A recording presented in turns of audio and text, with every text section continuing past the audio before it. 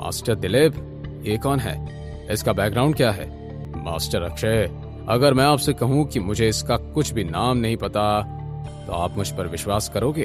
तुम्हें इसका नाम भी नहीं पता? पर अक्षय, वो आदमी आपको जानता है। दिलीप ने कहा। आपके कहने का क्या मतलब है? अक्षय ने पूछा। दिलीप ने अक्षय को सारी बात बताई और अक्षय सोचने लगा कि क्या उसने आहान को कभी कहीं देखा था, पर उसे याद नहीं आ रहा था। क्या अक्षय आहान को पहचान पाएगा? क्या आहान अक्षय से बदला लेगा? आहान की ताकत कमाल की थी। उसका बॉडी पोस्चर देखकर पता चल रहा था कि उसने अपनी पूरी ताकत नहीं लगाई थी, पर फिर भी कौशल रिंग से दूर जाकर गिरा था। जब कोई कुछ नहीं बोल रहा था और हॉल में बिल्कुल सन्नाटा था, तब आहान ने कहा, क्यों न तुम चारों मुझसे एक साथ फाइट करो? सब लोगों में एक बार फिर हलचल मच गई। आहान की ये बात सुनकर क्लब ऑफ एमए के लोगों का मुंह बन गया। अरे मैं तुम सबके साथ इसलिए लड़ना चाहता हूं क्योंकि मैं जल्दी में हूं। जल्दी में? आहान की इस बात का साफ मतलब था कि वो उन चारों को हराने में ज्यादा वक्त नहीं लेगा। क्या तुम सच में हम चारों के साथ एक साथ लड़ना चाहते हो? एक फाइटर ने अपना गुस्सा पीते हुए पूछा। तुम्हें ऐसा क्यों लग रहा है कि मैं मजाक कर रहा हूं? ठीक है, अगर तुम मजाक नहीं कर रहे हो तो फिर बाद में मत पछताना। हम चारों में से कोई भी तुम पर रहम नहीं करेगा। ठीक है, फिर आ जाओ। अंकल! सबकी ये बातें सुनकर प्रिया घबरा गई। मैं जानता हूं मैं क्या कर रहा हूं प्रिया। क्लब ऑफ एमए के चारों फाइटर्स रिंग में आए और उन्होंने अपने आप को इंट्रोड्यूस किया। फिर आहान ने अपने आप को इंट्रोड्यूस किया। King Kong club, Aahan Raizada. क्योंकि आहान किंग कॉन्ग क्लब की तरफ से लड़ रहा था, उसे उनका नाम लेना पड़ा। स्टेज के नीचे सबके एक्सप्रेशंस बहुत अलग थे। किसी ने भी आहान रायजादा नाम नहीं सुना था। अक्षय भी सोच रहा था कि उसने ये नाम पहले कभी सुना नहीं था। फाइट शुरू हुई। उन्होंने शुरू से ही आहान को चारों तरफ से घेर लिया था। एक पंच हवा को चीरते हुए आहान के नाक के पास आया और आहान ने खुद को अच्छे से डिफेंड किया। इतना ही नहीं, इससे पहले कोई कुछ और कर पाता। आहान का एक पंच एक फाइटर के मुंह पर पड़ा और वो भी रिंग के बाहर कौशल के पास जा गिरा। सन्नाटा। पूरे हॉल में एक डरावना सन्नाटा छाया था। अब स्टेज पर 1 वर्सेस 3 था। जैसे ही एक ने बोलना चाहा, मैं वो अपनी पूरी बात कर पाता, उससे पहले ही आहान ने उसके पेट पर लात मारी और अपने पैरों से अटकाकर उसे बुरी तरह से नीचे गिरा दिया। फिर आहान ने उसे उठाया था और उसे भी कौशल के पास फेंक दिया था।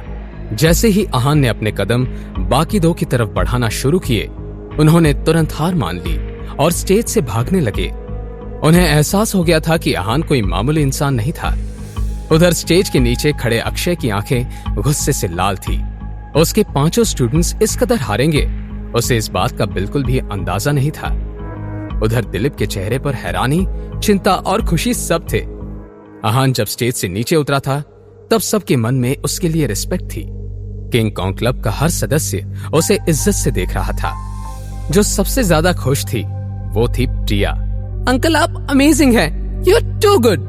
दिलीप ने आहान का हाथ अपने हाथों में लिया और कहा, यंग मैन, मैंने कभी भी आप जैसा फाइटर नहीं देखा। आपकी स्ट्रेंथ कमाल की है। पहले मैंने जो कुछ भी कहा था, मैं उसके लिए आपसे माफी मांगता हूं। मास्टर दिलीप, आप बहुत अच्छे हैं। ये क्लब ऑफ एमए के फाउंडर और टीचर हैं, मास्टर अक्षय। दिलीप ने आहान और अक्षय का परिचय करवाया। मैं इन्हें जानता हूं। तुम मुझे कैसे जानते हो? कैसी बातें कर रहे हैं मिस्टर अक्षय? आप मुझे नहीं पहचान रहे? ये बहुत अजीब बात है, पर माफ कीजिएगा, मैंने आपको नहीं पहचाना।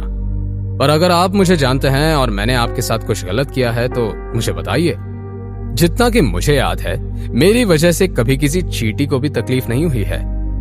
तो फिर मैंने आपके साथ ऐसा क्या किया है जिसकी वजह से आप मुझसे लड़ना चाहते हैं? कभी कुछ गलत नहीं किया है आपने। आप कहना क्या चाहते हैं? अच्छा, तो अब आपको मेरी बात समझ नहीं आ रही। मैं कुछ नाम लेता हूं, आप गौर कीजिए ये सब कौन है। इतना कहकर आहान ने कुछ नाम लिए। जिस तरह से आहान उनके नाम ले रहा था, सब समझ गए थे कि वो उसकी जिंदगी का खास हिस्सा रहे होंगे। यंग मैन, मैं इनमें से किसी को भी नहीं जानता। नहीं जानते तुम इन सबको? आहान ने फिर से पूछा। आहान ने जितने भी नाम लिए थे, वो सब मामूली लोग थे। सब अपनी और अपने परिवार की जरूरतों को पूरी करने की मेहनत कर रहे थे। 3 साल पहले जब आहान पर हमला हुआ था, तब इन्हीं लोगों ने उसके लिए अक्षय और उनके साथियों से फाइट किया था। अक्षय और उसके साथी मार्शल आर्ट में ट्रेंड थे, पर फिर भी उनमें से कोई भी पीछे नहीं हटा था। अपनी जान पर खेलकर इन लोगों ने आहान को बचाया था और वहां से दूर लेकर आए थे।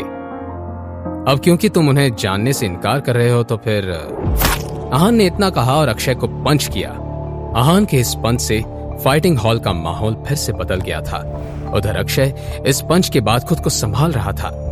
उसकी आंखें खुली की खुली रह गई थी। ये तुम क्या कर रहे हो? मैं सच में इन लोगों को नहीं जानता। तुम इन्हें नहीं जानते, इसलिए तुम मरना ही डिजर्व करते हो। तुम क्या कह रहे हो? मुझे कुछ समझ नहीं आ रहा है। सब समझ आ जाएगा। आहान का अक्षय को माफ करने का इरादा बिल्कुल नहीं था। अक्षय और आहान का गुस्सा अब इस लड़ाई को कहां लेकर जाएगा? क्या अक्षय अपनी गलती मानेगा या सच में वो इन सबको नहीं जानता? क्या आहान अपने आप पर हुए हमले के बारे में बातें जानेगा? जानने के लिए देखिए अगला एपिसोड सिर्फ पॉकेट एफएम के YouTube चैनल पर, और सीक्रेट अमीरजादा के सारे एपिसोड्स को सुनने के लिए डिस्क्रिप्शन में दी हुई लिंक से डाउनलोड कीजिए पॉकेट एफएम ऐप।